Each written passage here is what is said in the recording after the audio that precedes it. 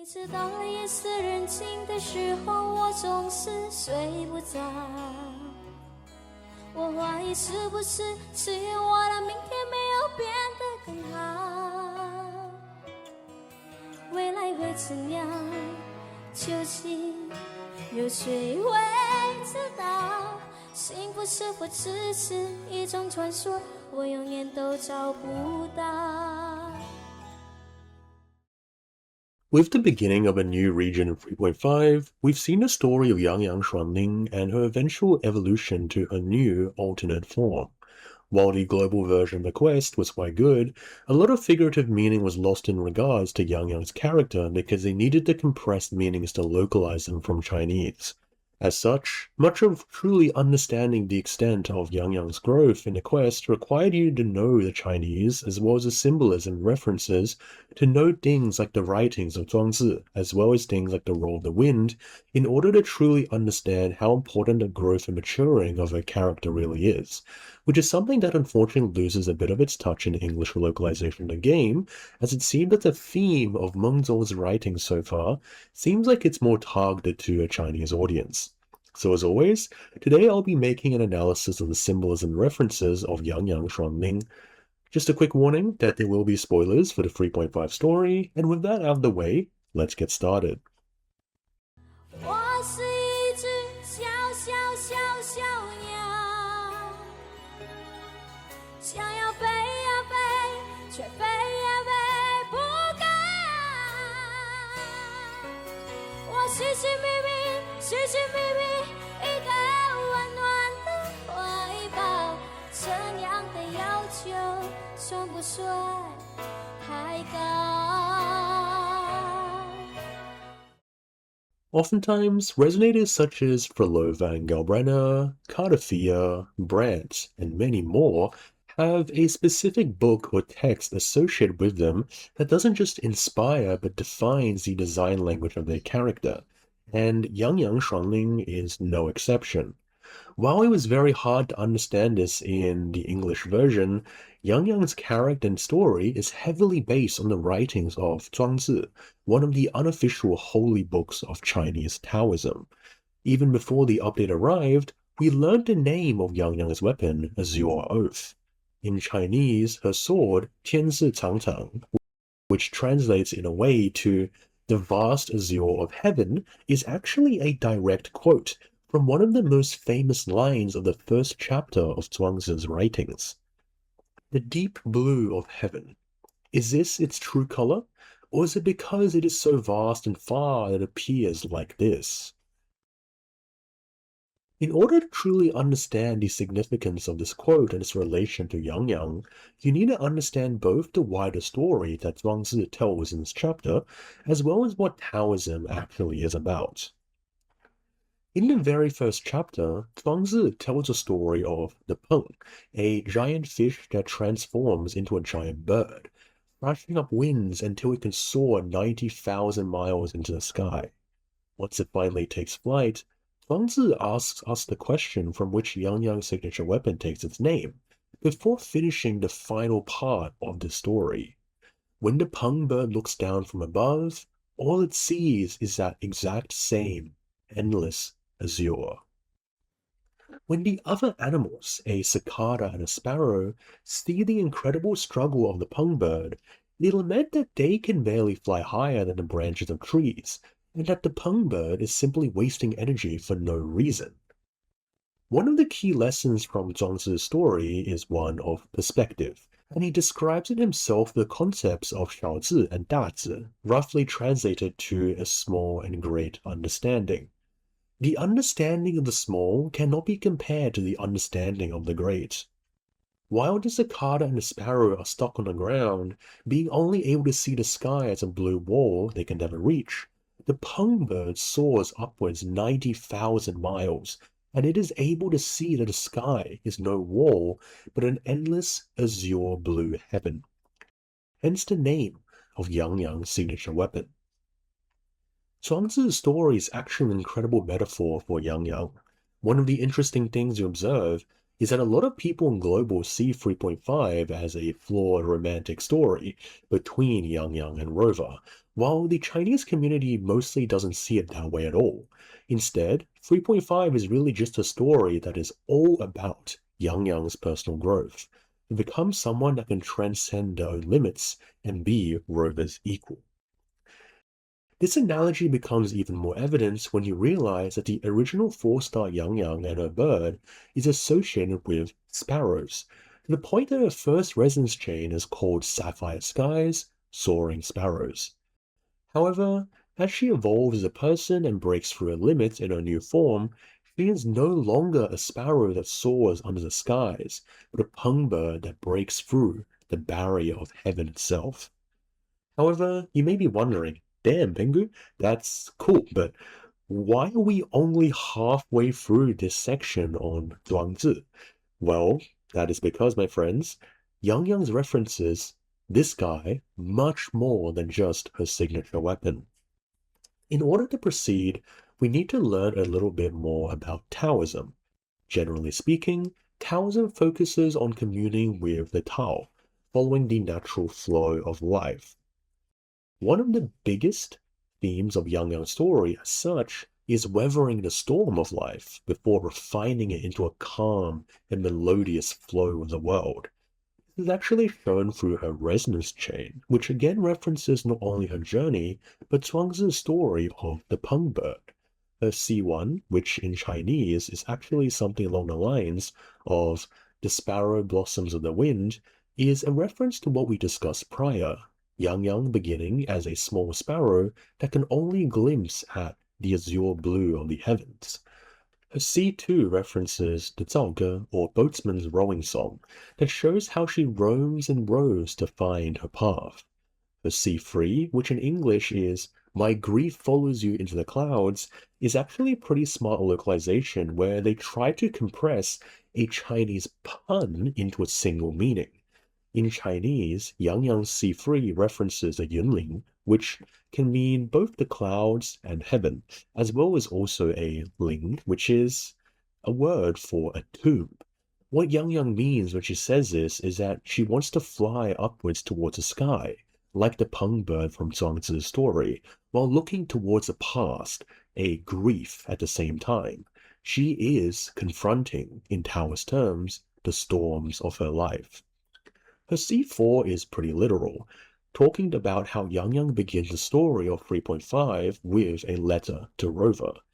C5 is also quite direct, but if you remember, this is when the Peng bird finally gains enough energy in Zhuangzi's story, being able to unfurl its wings to begin its ascent into the azure sky.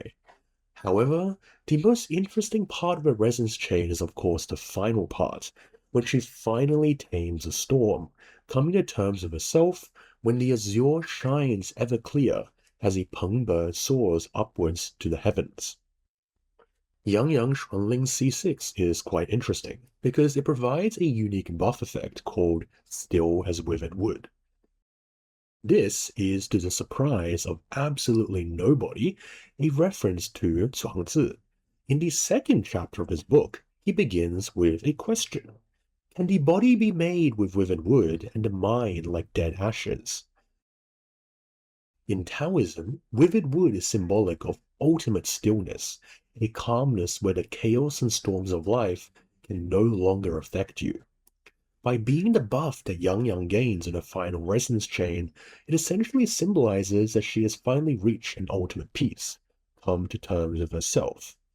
However, if you thought that was all that was about Zhuangzi, it's not. Sit down, buddy.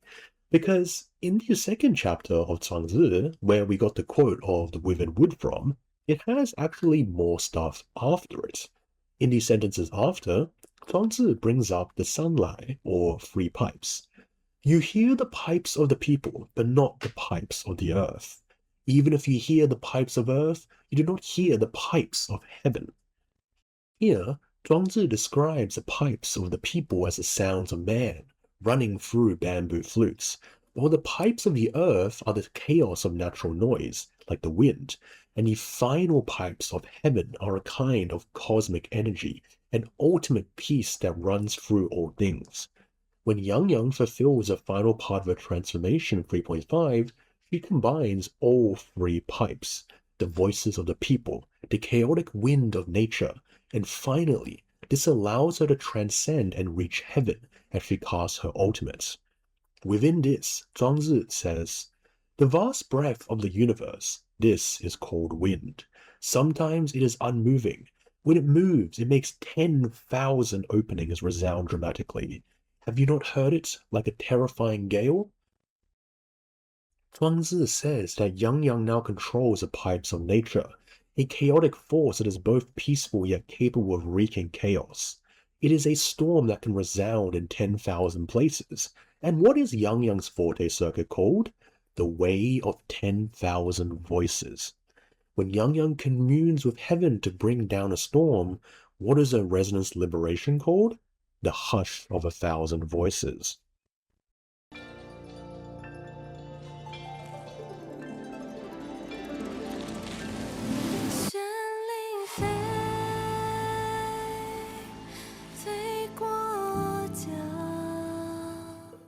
In the previous chapter, Zhuangzi described the wind as the vast breadth of the universe. As such, it's only right that we talk about the importance of wind in Chinese culture, alongside how this links to Yangyang and her powers, which allows her to see the streams.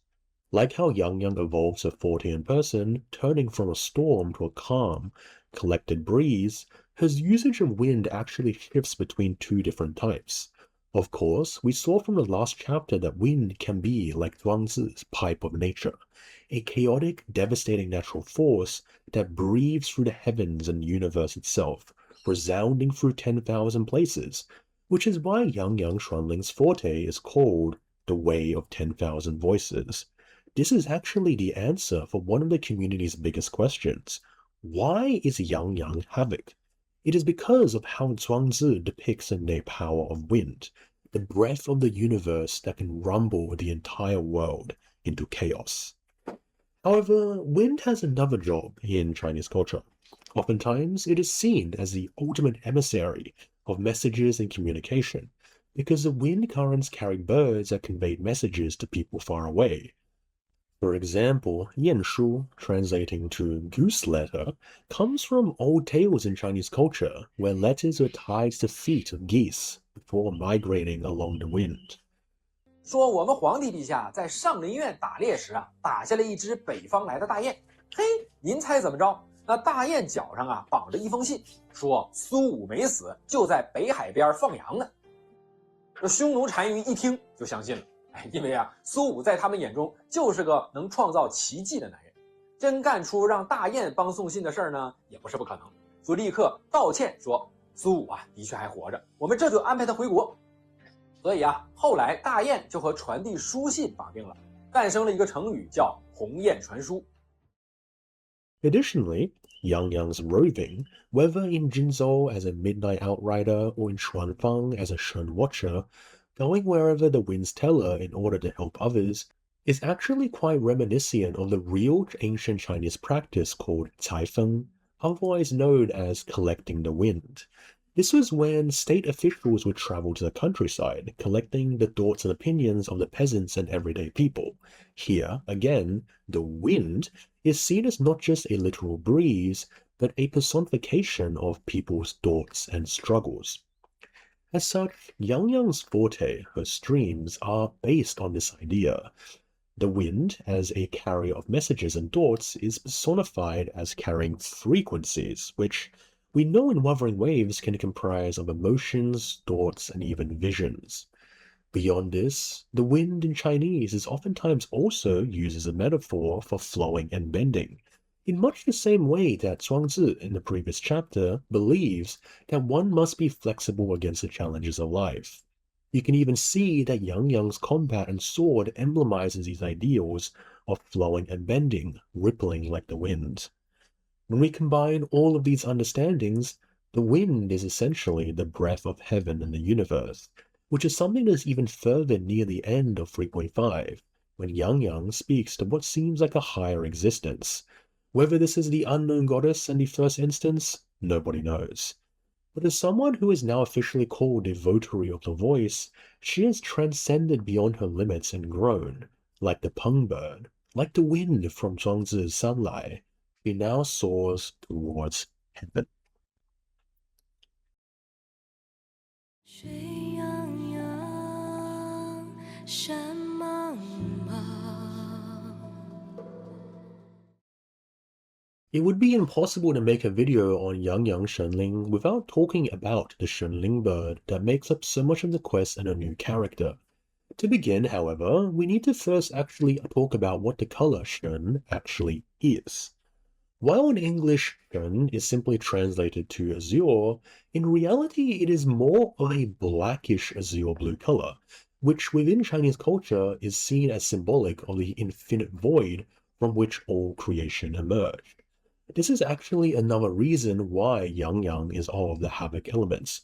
It's not just because of the destruction of the wind, but also that the azure Xuan color she constantly refers to is essentially drawing power from a celestial heaven or void. You can see this most clearly within her ultimate when she calls down a breeze from heaven, the void from which all creation emerges.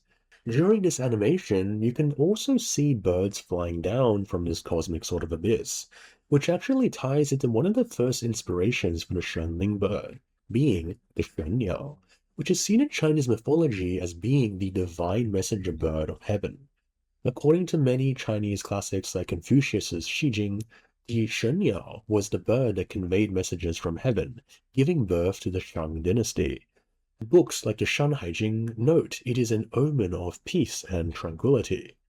One of the issues with this is that the Xuanniao is usually depicted as looking nothing alike the Xuanling bird we see in the 3.5 story, and I suspect that because of this, there is one more bird that inspires it, the real Azure-winged magpie. Upon comparing the two, the visual similarities are immediately obvious, but there is a deeper connection. One of the special things about the Xuanling bird that we learn about in the 3.5 story is that they are capable of passing on and conveying the emotions and feelings of people to others. This is actually based on a concept in Chinese culture called Bao, literally translating to the magpie news. It was believed that magpies in their chirping were capable of sensing the emotions of people, especially of longing and suffering.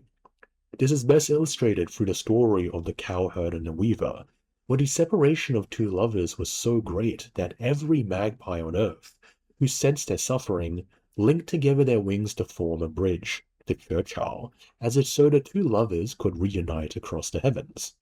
When you take this with the previous chapter about how the wind conveys the emotions and thoughts of people across the breeze, it's actually quite an eloquent combination that forms up Yangyang's character, and why the Xuanling bird, amongst all others, is capable of perceiving the streams, the wind of Yangyang's forte. Before we round this off, there is actually one more thing we should talk about in regards to the Xuanling bird. Within Yangyang Xuanling's Resonator Showcase, many people are quick to point out crows, which from the Tang dynasty onwards began to be seen as an unlucky omen and symbol of death and suffering. In fact, during the 3.5 story, there is even a scene in which a man tells a Xuanling bird to fly far, far away, that it does not become a bad omen. This is actually because azure-winged magpies, of which the Xuanling bird is partially based on, is part of the Corvidae family, meaning it is actually kind of a crow. It could also very well be turned into a malicious omen, but instead we learn that the Xuanling birds simply perished during the war 200 years ago. Yet Yangyang, who is now a votary of the voice, someone who can fulfill their role of passing emotions and thoughts across the wind currents, has allowed them to resurge in Shuangfang once again. As the drip marketing itself said,